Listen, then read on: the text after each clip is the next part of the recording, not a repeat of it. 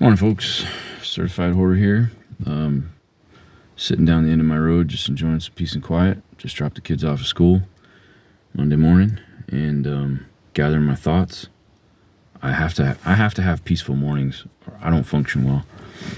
And what I want to talk to you about today is the Bible has got so many translations. It's written in so many different languages by so many different people with so many different translations that there's God programmed it with this intentional ability to be misunderstood so that he can give clarity to him who pleases. Whoever so he wills, that's who gets the clarity by revelation, by divine revelation of the Holy Spirit. So it's not something that man can take a scientific approach to and decode. Does that make sense? Science is the study of what God created. Science doesn't create mitochondria, it looks at them. Someone else created them. And it wasn't a pile of slime that eventually assembled itself, and it wasn't a big bang of stardust. There's a creator, there's an engineer. If you can look into the function of the human body and not see an engineer, you need to reconsider your skill set. There's an engineer. Now, Peter, do you love me? Yes, I love you. Peter, do you love me? Yes, I love you. Peter, do you love me? Yes, I love you. Why does that seem so strange? What was going on there? There's numerous different words that mean love in that original language that was written in. Agape is the love that Jesus is asking. Essentially, what it breaks down to is, Peter, do you like me? Or Peter, do you love me deeply? Yeah, I like you. No, Peter, do you love me deeply? Yeah, bro, I love you, bro. Peter, do you love me deeply with all your heart? Do you love me like a mother and a son? Do you love me intensely? Yes, I love you. Go feed my sheep. So he says, go feed my sheep. Feed them what? Feed them the gospel. Feed them the words that I have given you. So Jesus was asking, if you truly, truly, deeply love me like you say you do, prove it. Put your money where your mouth is. Prove it. Prove it to me. He hung upside down on a cross at his death, so he certainly proved it. He was restored. He felt shame that he failed God when the rooster crowed, as with anybody. But he certainly made up for it, and he has his place in heaven. Don't question that one. But if you love me, feed my sheep. Go demonstrate your love by giving the people who want me, give them my words. I gave you the front row seats. I gave you access, not them. Show your appreciation by giving them discernment, by giving them revelation, things that I've given you. So everybody is in their walk. Everybody that believes in God is in their walk and in their seeking, and they're trying to get to, it's kind of like a treasure map. Everybody's coming from a different starting point. Some people are so close. Some people are right there living the treasure. Some people are miles away and complaining that God doesn't love them. I came close to having that discussion with probably a deranged homeless lady that I helped yesterday, that I might have failed. I bought her Gatorades and gas stations only sell junk food. I try not to buy people junk food, but I bought her food and Gatorade on a hot day and walked out and with a little bitty Bible. I keep these little Gideon's free Bibles. Sometimes I put money in them. Sometimes I give them with things. But I should have stayed and preached to this woman, and I didn't. I didn't want to deal with her. She was unstable, but she wanted to grovel. She was complaining like she had a demon, and I'm not ready to start trying to cast them out of strangers. I'm not there yet. Maybe someday, Lord. So, what word do I want to share with you today? All right, let's talk about one and done salvation. This is, I didn't know God until I accepted him when I was 16. I said the sinner's prayer. I invited him into my heart.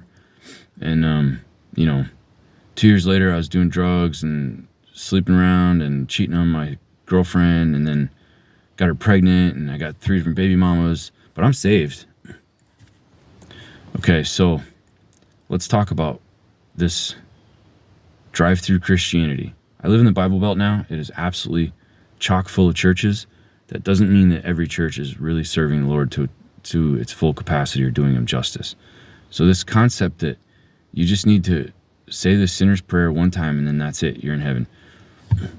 I'm going to steal this from Pastor Bobby Davis. That initial sinner's prayer, that initial acceptance to say, Jesus is Lord, I want you to be Lord over my life, that removes the enmity with God, okay? So you've got the peace with God and peace of God. These are 2 separate things. Peace with God means that God is no longer at war with you, because you're with me or against me. That's what he says. You're with me or you are against me. There's no middle ground. If you're not with me, you're against me. Enmity, meaning massive conflict. There's a chasm between creator and created. And I think that you pretty well all should know that the creator is going to destroy his creation if it does not start serving him. If I invented pottery that didn't work, I would smash it up and spread it on my driveway for fill. Okay? If I made leaky pottery, I would not honor it. I would, if I could remelt it and if I made an aluminum casting, there's an example that works better. If I cast an aluminum mold for a part and it came out poorly, it had too much porosity, it had cracks all over, it just wasn't in good shape, that material, that metal is useful to me.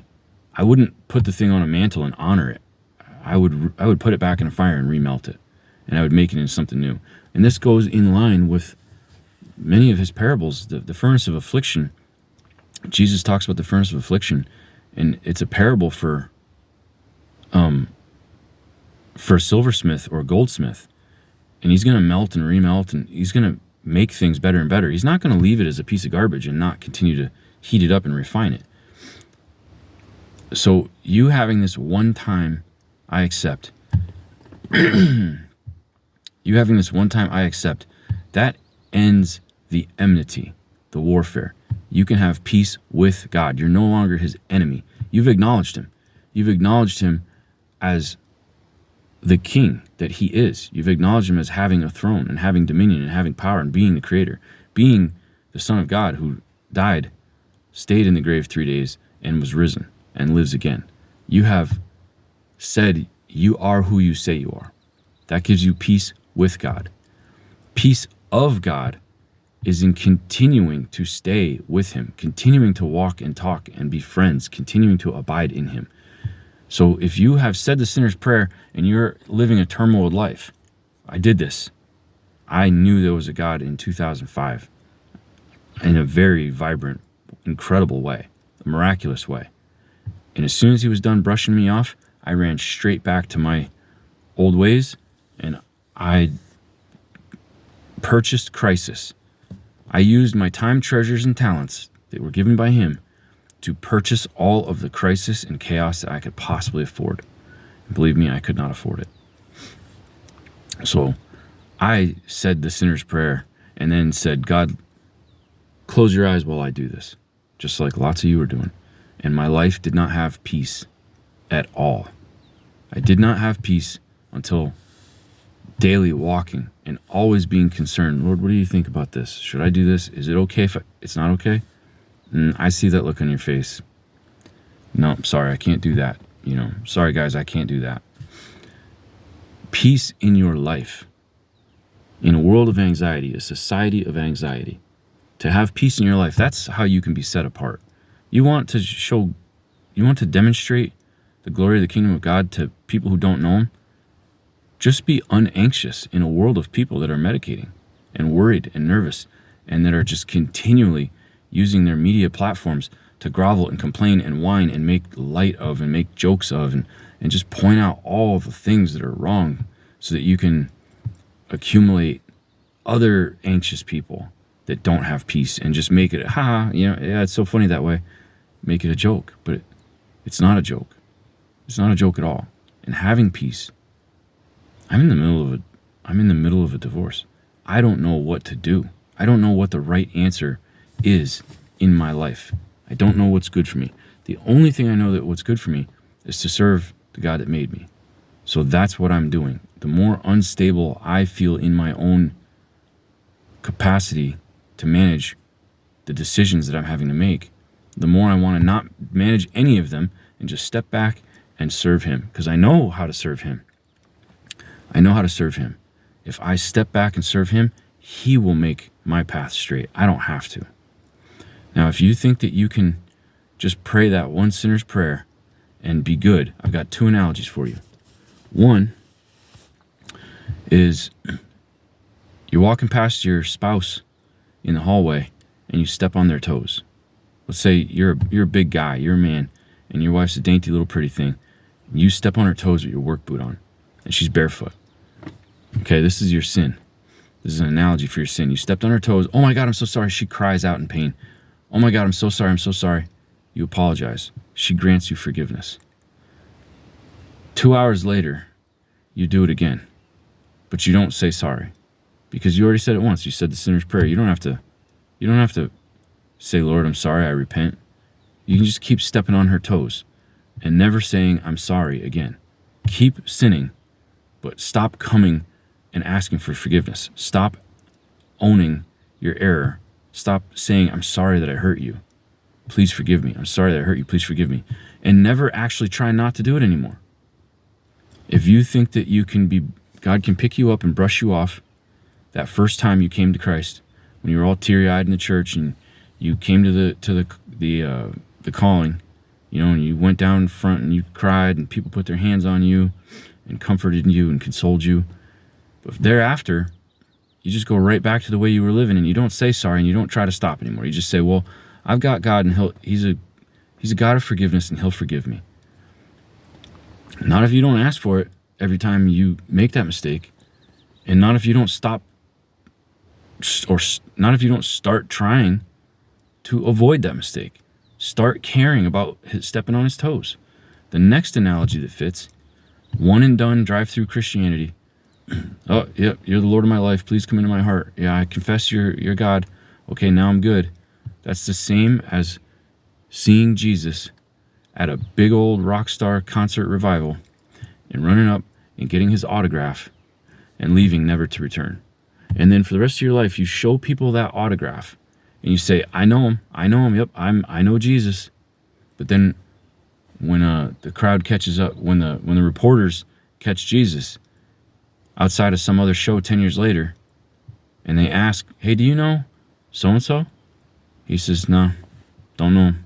I've signed 10 million autographs. I mean, I only really know about 400 people maybe out of the 10 million autographs that I've signed. That's a demonstration of the narrow gate. That's a demonstration of, I never knew you, okay? Look, I have teeth. I'm looking at myself and realizing, I don't know why it always looks like I don't have any teeth. Looks like I got dentures that aren't in right now. I never knew you. That's when you run up to Jesus when you're 13 for his autograph and you never come back again. He is giving you a backstage pass every day. He has given you a spot on the tour bus. Why don't you take it? Take it so that you can have his peace all the time. Not just peace with him, but the peace of him. He'll give you a piece of himself so you can be at peace in this society of anxiety that is medicating, drinking, distracting, mindlessly scrolling, dopamine seeking continually. Dopamine is a molecule that science studies. It didn't create. Dopamine is a molecule that God made to punish those who don't obey by letting them go after the thing that they chase. It is the molecule of a reprobate mind. A porn addict, a child molester, a serial cheater, alcoholic, drug addict, it doesn't matter. We all have a common denominator. Even if you're a serial dater, if you just love chasing down love, okay? All of these dopamine-seeking behaviors, dopamine is a molecule that is lethal. So the receptors of the cells downregulate dopamine. The more you abuse it, the more they downregulate it. This is where you get your tolerance from. This is where When you started drinking, you got a buzz from one beer, and now you drink a 12-pack just to start feeling it, because your dopamine receptors have been lowered and lowered. So you have to flood your bloodstream with more and more dopamine to feel any of it. It's the same with where porn. If somebody, the skin flick that you found on the side of the road when you were 14 years old, it doesn't do it anymore. You've worn that thing out. You've seen it and seen it and seen it. It's not enough. It's not enough to arouse your whatever, your desire, okay? Because the dopamine receptors have downregulated to protect you from overdosing on dopamine. The issue is that dopamine, high dopamine, blocks serotonin, melatonin. There's one more I can't think of. But cortisol, that's stress. So cortisol is a stress hormone. Dopamine is a pleasure hormone. If you're going from stress to dopamine, okay, you've got anxiety about the world. You've got anxiety about maybe your loneliness. You got anxiety about your bills and nobody loves me because, I'm divorced. If you are medicating your stress with porn, drugs, illicit sex, you're not getting oxytocin. You're not getting serotonin. You're not getting lasting joy. This is why they're addictions, because you get this boom, this high, it becomes just relief from pain. And then you go deeper into pain. Why? Because you've blocked out serotonin. You have to quit these things.